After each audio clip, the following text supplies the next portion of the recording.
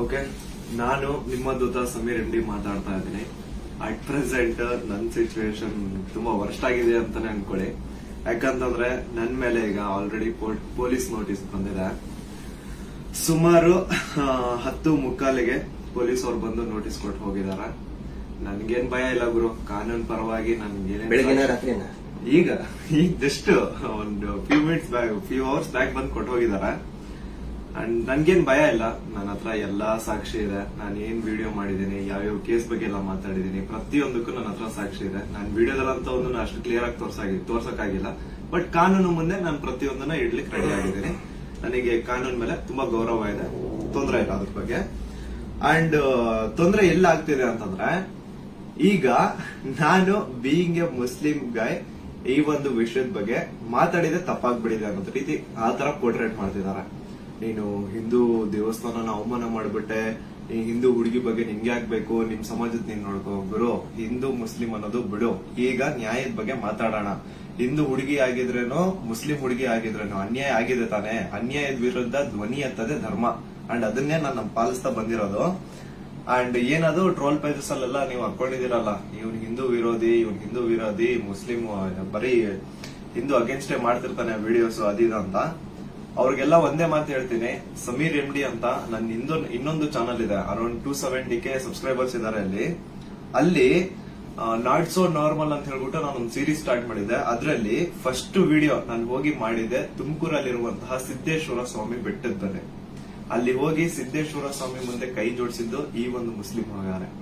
ಅದಾದ್ಮೇಲೆ ತುಮಕೂರಲ್ಲಿರುವಂತಹ ಸಿದ್ದರ ಬೆಟ್ಟಕ್ಕೆ ಹೋಗಿ ಅಲ್ಲಿರುವಂತಹ ಸಿದ್ದೇಶ್ವರ ಸ್ವಾಮಿ ಮುಂದೆ ಕೈ ಜೋಡಿಸಿ ಪ್ರಾರ್ಥನೆ ಮಾಡಿದ್ದು ಈ ನಿಮ್ಮ ಮುಸ್ಲಿಂ ಹುಡುಗಾರೆ. ಅಶ್ವತ್ಥಾಮ ಬಗ್ಗೆ, ಮಹಾಭಾರತದ ಕಥೆಗಳ ಬಗ್ಗೆ ವಿಡಿಯೋ ಮಾಡಿದ್ದು ಈ ಒಂದು ಮುಸ್ಲಿಂ ಹುಡುಗಾರೆ. ಬಾರ್ಬರಿಕು ಅಶ್ವತ್ಥಾಮದಲ್ಲಿದ್ದಂತಹ ಇನ್ಫೇಮಸ್ ಕ್ಯಾರೆಕ್ಟರ್ ಅವ್ರ ಬಗ್ಗೆನೂ ನಮ್ ಕನ್ನಡಿಗರಿಗೆ ತಿಳಿಸ್ಕೊಟ್ಟಿದ್ದು ಈ ಒಂದು ಮುಸ್ಲಿಂ ಹುಡುಗಾರೆ. ಸೊ ಇಲ್ಲಿ ಜಾತಿ ಧರ್ಮ ಅನ್ನೋದು ಬೇಡ, ಆಯ್ತಾ? ಅಶ್ವತ್ಥಾಮ ಬಗ್ಗೆ ಓದಿದ್ರೆ ಸರ್ ಎಲ್ಲ ಅಲ್ಲಿ ವಿಡಿಯೋ ನೋಡಿ ಸರ್. ನಾನು ಇಂತ ಡೀಟೇಲ್ ಬಿಟ್ಟಿಲ್ಲ ಅಂತೇನಿಲ್ಲ ಸರ್, ಎಲ್ಲದನ್ನು ಬರ್ತದೆ. ಮಹಾಭಾರತದ ಕುರುಕ್ಷೇತ್ರ ಯುದ್ಧದಲ್ಲಿ ಕೌರವರ ಪರವಾಗಿ ಹೋರಾಡಿದವರು ದ್ರೋಣಾಚಾರ್ಯನ ಮಗ.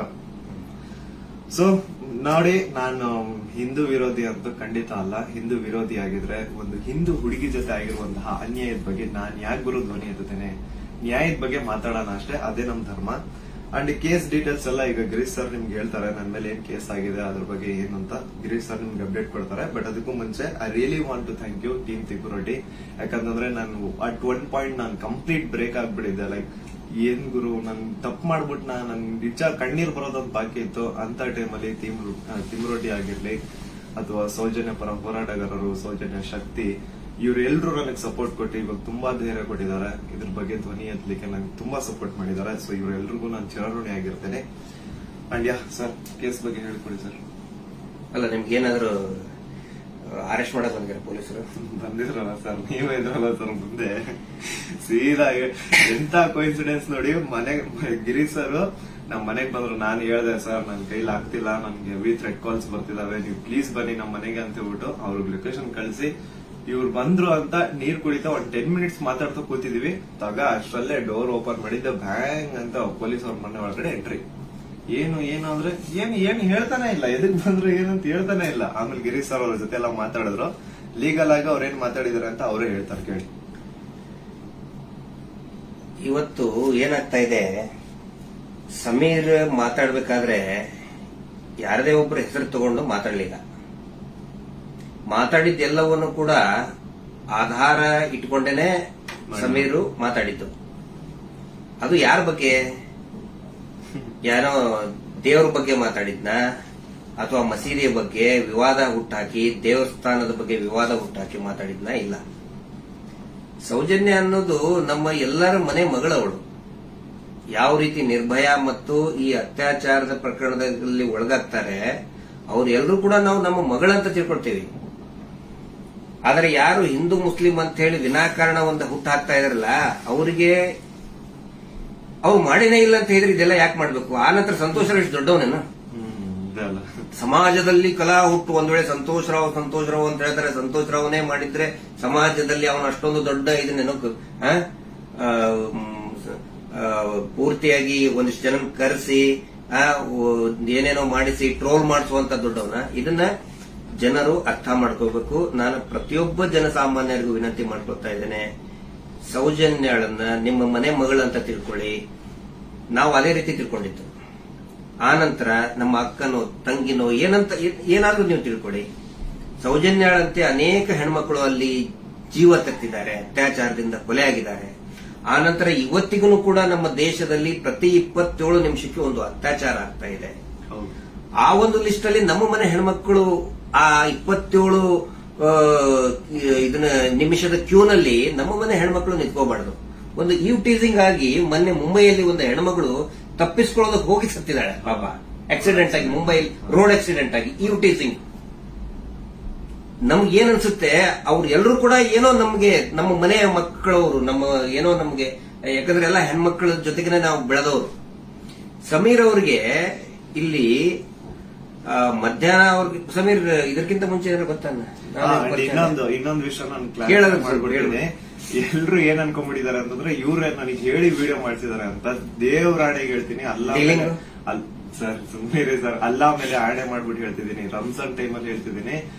ಇವ್ರಿಗಾಗ್ಲಿ ನನ್ಗಾಗ್ಲಿ ಯಾವುದೇ ತರ ಲಿಂಕ್ ಇರ್ಲಿಲ್ಲ ಗುರು. ಸೌಜನ್ಯ ವಿಡಿಯೋ ಮಾಡೋದಕ್ಕಿಂತ ಮುಂಚೆ ಇವ್ರಿಗೂ ನನ್ಗೂ ಯಾವುದೇ ತರ ಲಿಂಕ್ ಇರ್ಲಿಲ್ಲ. ಸೌಜನ್ಯ ವಿಡಿಯೋ ಯಾವಾಗ 1 ಮಿಲಿಯನ್ ಕ್ರಾಸ್ ಮಾಡ್ತೋ ನನ್ನ ಕೈ ಕಾಲ್ ನಡ್ಗಕ್ ಸ್ಟಾರ್ಟ್ ಆಗ್ಬಿಡ್ತು. ಯಾಕಂತಂದ್ರೆ ಡೆತ್ ಕಾಲ್ಸ್ ಬರ್ತಾನೆ ಇದಾವೆ.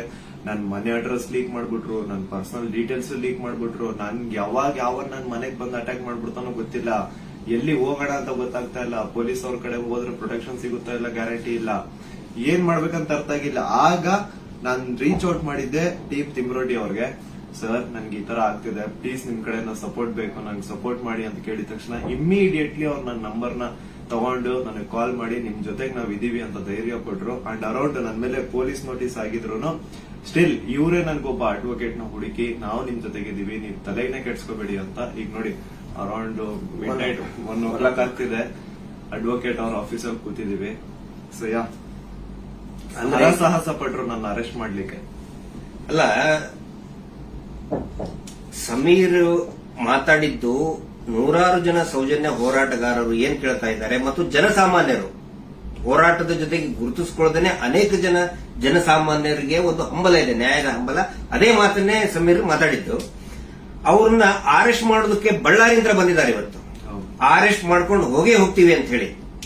ಆದ್ರೆ ನಾವು ಕನ್ವಿನ್ಸ್ ಮಾಡಿದ್ವಿ ಬಳ್ಳಾರಿಯ SP ಅವರಿಗೆ ಮತ್ತು ಬಳ್ಳಾರಿಯ ಕೌಲ್ ಬಜಾರ್ ಠಾಣಾಧಿಕಾರಿಗಳಿಗೆ, ಆನಂತರ ಬೆಂಗಳೂರು ಗ್ರಾಮಾಂತರ SP ಸಾಹೇಬರಿಗೆ ಮತ್ತು ಇಲ್ಲಿಯಂತ ಸ್ಥಳೀಯ ಪೊಲೀಸ್ ಅಧಿಕಾರಿಗಳಿಗೆ, ಬೆಂಗಳೂರು ಶಹರದ ಯಾವುದು ಅವಲಹಳ್ಳಿಯ ಅಧಿಕಾರಿಗಳಿಗೆ ನಾವು ಕನ್ವಿನ್ಸ್ ಮಾಡಿ ಹೇಳಿದ್ವಿ. ಆಮೇಲೆ ಅವರು ಕನ್ವಿನ್ಸ್ ಆಗಿದ್ದಾರೆ. ಹಿಂಗಾಗಿ ನಾವು ಅವರಿಗೆ ಧನ್ಯವಾದಗಳನ್ನು ಕೂಡ ಹೇಳ್ತೇವೆ. ಯಾಕಂದ್ರೆ ನಾವು ಕರೆಕ್ಟ್ ಆಗಿ ಎಕ್ಸ್ಪ್ಲೇನ್ ಮಾಡಿದೀವಿ. ಯಾವ ಕಾರಣಕ್ಕೂ ಕೂಡ ನಾವು ತನಿಖೆಯಿಂದ ತಪ್ಪಿಸ್ಕೊಳ್ಳೋ ಅಂತ ಮಾತೇ ಇಲ್ಲ. ಯಾಕಂದ್ರೆ ಇಲ್ಲಿ ಯಾರು ಕಳ್ಳದ್ ಮಾಡಿಲ್ಲ, ಸುಳ್ತನ ಹೇಳಿಲ್ಲ, ಅತ್ಯಾಚಾರ ಮಾಡಿದವರಲ್ಲ. ಅತ್ಯಾಚಾರ ಮಾಡಿದವರೇ ದೊಡ್ಡದಾಗಿ ರಾಜ್ಯಸಭಾ ಮೆಂಬರು ಅದು ಇದು ಅಂತ ಹೇಳ್ಕೊಂಡು ದೊಡ್ಡದಾಗಿ ಕಿಸಿತಾ ಇದ್ದಾರೆ, ಅಲ್ಲಿ ಕಿಸಿತಾರೆ. ಅದರ ವಿರುದ್ಧ ಮಾತಾಡದಂತವ್ರು ನಾವು ಯಾವ ಕಾರಣಕ್ಕೂ ಹೆದರುವಂತ ಅವಶ್ಯಕತೆ ಇಲ್ಲ. ಇದೇ ಮಾತನ್ನು ಹೇಳಿದೇವೆ. ಸರ್ ಸಮೀರ್ ಖಂಡಿತ ಬರ್ತಾನೆ, ಎಲ್ಲಾ ರೀತಿಯಂತರೂ ಕೂಡ ಸಹಕಾರ ಕೊಡ್ತೀವಿ ಅಂತ ಹೇಳಿದ್ದಕ್ಕೆ ಕನ್ವಿನ್ಸ್ ಆಗಿದ್ದಾರೆ. ನಮ್ಮ ಉದ್ದೇಶ ಏನಂದ್ರೆ ಇದರಿಂದ ಇವರು ಮಾಡ್ತಾ ಇದಾರಲ್ಲ, ಏನೋ ಹಿಂದೂ ಮುಸ್ಲಿಂ ಅಂತ ಮಾಡ್ತಾ ಇದಾರಲ್ಲ, ಈ ನಮ್ಮ ರಾಜ್ಯದಲ್ಲಿ ಕಲಹ ಆಗಬಾರದು. ಅತ್ಯಾಚಾರ ಪ್ರಕರಣದ ಹೋರಾಟ, ಸೌಜನ್ಯ ಹೋರಾಟ, ಎಲ್ಲಾ ಧರ್ಮಗಳನ್ನು ನಾವು ಸೇರಿಸ್ತಾ ಇದೀವಿ. ಎಲ್ಲಾ ಜಾತಿ ಪಂಥಗಳನ್ನ ಮತಗಳನ್ನ ಸೇರಿಸುವಂತ ಕೆಲಸ ನಾವು ಮಾಡ್ತಾ ಇದೀವಿ. ಆದ್ರೆ ಇವರು ಡಿವೈಡ್ ಮಾಡ್ತಾ ಇದ್ದಾರೆ. ಯಾಕಂತ ಹೇಳಿದ್ರೆ ನೋಡಿ, ಸಮೀರ್ಗೆ ಹೆಸರನ್ನೇ ಹೇಳಿಲ್ಲ. ಹಾಗಿದ್ರೆ ಎಷ್ಟೋ ಜನಕ್ಕೆ ಸಮೀರ್ ಡೌಟ್ ಇತ್ತು, ಯಾರು ಮಾಡಿದ್ದಾರೆ, ಇವ್ರು ಹೌದೋ ಅಲ್ಲೋ. ಈ ಧರ್ಮೋದ್ಯಮಿಗಳು ಕುಟುಂಬ, ದೊಡ್ಡ ಪ್ರಭಾವಿಗಳ ಕುಟುಂಬ, ಅವ್ರ ಬಗ್ಗೆ ಗೌರವ ಇತ್ತು. ಇವತ್ತು ಯಾವಾಗ ನಿಮ್ಮ ವಿರುದ್ಧ ಇಡೀ ಪೂರ್ತಿಯಾಗಿ ಇವರು ಕೆಟ್ಟದಾಗಿ ಕೆಲವು ಜನ ಟ್ರೋಲ್ ಮಾಡಕ್ ಸ್ಟಾರ್ಟ್ ಮಾಡಿದ್ರು, ಎಲ್ಲರಿಗೂ ಕನ್ಫರ್ಮ್ ಆಯ್ತು ಇವರೇ ಮಾಡಿದ್ದು, ನಾವೇ ಮಾಡಿದೀವಿ ಅಂತ ಅವರೇ ಬಟ್ಟೆ ಬಿಚ್ಕೊಳ್ತಾ ಇದ್ದಾರೆ. ನಾವು ಸೌಜನ್ಯ ಬೆತ್ತಲೆ ಮಾಡ್ತಾಳ ಅಂತ ಹೇಳಿದ್ರೆ ಇವರೇ ಬೆತ್ತಲೆಯಾಗಿ ಹೋಗ್ತಾ ಇದ್ದಾರೆ. ಇದು ಜನರ ಗಮನದಲ್ಲಿರಲಿ. ನಾನು ಒಂದೇ ಒಂದು ವಿನಂತಿ ಮಾಡ್ಕೊಳ್ತಾ ಇದ್ದೀನಿ, ದಯವಿಟ್ಟು ಯಾರು ಕೂಡ ಏನೋ ಆಗ್ಬಿಡ್ತದೆ ಇವರಿಗೆ ಅಂತ ಹೇಳ್ಕೊಂಡು ಆತಂಕಕ್ಕೊಳಗಾಗಿ ಹಿಂದೂ ಮುಸ್ಲಿಂ ಅಂತ ಡಿವೈಡ್ ಆಗಬೇಡಿ. ಆನಂತರ ಗಲಭೆ ಸೃಷ್ಟಿಯಾಗೋದು, ಇದರಿಂದ ಶಾಂತಿ ಹಾಳಾಗೋದು ಖಂಡಿತ ಬೇಡ. ದಯವಿಟ್ಟು ಈ ರಾಜ್ಯದ ಒಂದು ಶಾಂತಿಯನ್ನ ಕಾಪಾಡಿ. ಎಲ್ಲಾ ಧರ್ಮದಲ್ಲಿಯೂ ಯಾವ ಧರ್ಮದಲ್ಲಿನೂ ಹೇಳಿಲ್ರಿ, ಅತ್ಯಾಚಾರ ಮಾಡಿದನ್ನು ಬೆಂಬಲಿಸಿ ಅಂತ ಯಾವ ಧರ್ಮದಲ್ಲಿಯೂ ಹೇಳಿಲ್ಲ, ಯಾವ ದೇವರು ಕೂಡ ಹೇಳಿಲ್ಲ. ಆನಂತರ ಇವರು ದೇವಸ್ಥಾನದ ಬಗ್ಗೆ ಮಾತಾಡಿದ್ದು ದಟ್ ಇಸ್ ದ ಫ್ಯಾಕ್ಟ್. ಅದು ದೇವಸ್ಥಾನದ್ದು ಜೈನ್ ಟೆಂಪಲ್ ಬಗ್ಗೆ ಅಂತ ಏನ್ ಹೇಳ್ತಾರಲ್ಲ, ದಟ್ ಇಸ್ ದ ಫ್ಯಾಕ್ಟ್. ಅದನ್ನ ಸಮೀರ್ ಹೇಳ್ತಾ ಇಲ್ಲ, ಅಥವಾ ನಾವು ಹೇಳ್ತಾ ಇಲ್ಲ, ಮಹೇಶ್ ಶೆಟ್ಟಿ ತಿಮ್ಮರುಡಿ ಅವರು ಬರೆದುಕೊಟ್ಟಿದ್ದು ಹೇಳ್ತಾ ಇಲ್ಲ. ಸುಪ್ರೀಂ ಕೋರ್ಟ್ ನಲ್ಲಿ ಇದೇ ಕುಟುಂಬದವರು, ಇದೇ ವೀರೇಂದ್ರ ಜೈನ್ ಕುಟುಂಬದವರು ಸುಪ್ರೀಂ ಕೋರ್ಟ್ ನಲ್ಲಿ ಬರೆದು ಕೊಟ್ಟಿದ್ದಾರೆ, ಅಫಿಡವಿಟ್ ಮೂಲಕ ಬರೆದು ಕೊಟ್ಟಿದ್ದಾರೆ, ಅದು ಹಿಂದೂ ದೇವಸ್ಥಾನ ಅಲ್ಲ ಅಂತ. ಅದಕ್ಕೂ ಕೂಡ ಯಾರ್ದು ಇದನ್ನಲ್ಲ. ಆದ್ರೆ ಇವರು ಯಾವಾಗ ಅತ್ಯಾಚಾರ ಪ್ರಕರಣಗಳನ್ನ ನಾವು ಪ್ರಶ್ನೆ ಮಾಡಕ್ ಪ್ರಾರಂಭ ಮಾಡಿದೀವಿ, ಅವಾಗ ಹಿಂದೂ ದೇವಸ್ಥಾನಕ್ಕೆ ಅಪಮಾನ ಮಾಡ್ತಾ ಇದಾರಲ್ಲ, ಅದು ನಮ್ಗೆ ಬೇಜಾರಾಗೋದು, ಅದು ನಮಗೆ ಬೇಜಾರಾಗ್ತಾ ಇದೆ. ಆ ಒಂದು ಮಂಜುನಾಥ ಸ್ವಾಮಿಯ ದೇವಸ್ಥಾನವನ್ನೇ ಪೂರ್ತಿ ಇದು ದೇವಸ್ಥಾನನೇ ಅಲ್ಲ ಅಂತ ಸುಪ್ರೀಂ ಕೋರ್ಟ್ ನಲ್ಲಿ ಬರೆದಿದ್ದಾರೆ. ಅದಕ್ಕೆ ಸಮೀರ್ ನೀವು ತಲೆ ಕೆಡಿಸ್ಕೋಬೇಡಿ. ಏನೇನೆ ನೀವು ಮಾತಾಡಿದಿರಿ ಪ್ರತಿಯೊಂದಕ್ಕೂ ಕೂಡ ದಾಖಲೆ ಇದೆ. ಯಾವುದು ಕೂಡ ಊಹಾಪೋಹ ಮಾಡ್ಕೊಂಡಂತದ್ದಲ್ಲ. ನನಗೂ ಕೂಡ ಸಮೀರ್ ಯಾವ ರೀತಿ ನನ್ನ ಮಹೇಶ್ ಶೆಟ್ಟಿ ತಿಮ್ಮರುಡಿ ಅವರಿಗೆ ಸೌಜನ್ಯ ಪರಿಚಯ ಮಾಡಿದ್ಲು, ಯಾವ ರೀತಿ ನನ್ನ ಸೌಜನ್ಯ ಕುಟುಂಬಕ್ಕೆ ಪರಿಚಯ ಮಾಡಿದ್ಲು, ಈ ಒಂದು ಹೋರಾಟ ನಮ್ಮೆಲ್ಲರನ್ನು ಕೂಡ ಒಗ್ಗೂಡಿಸ್ತಾ ಇದೆ.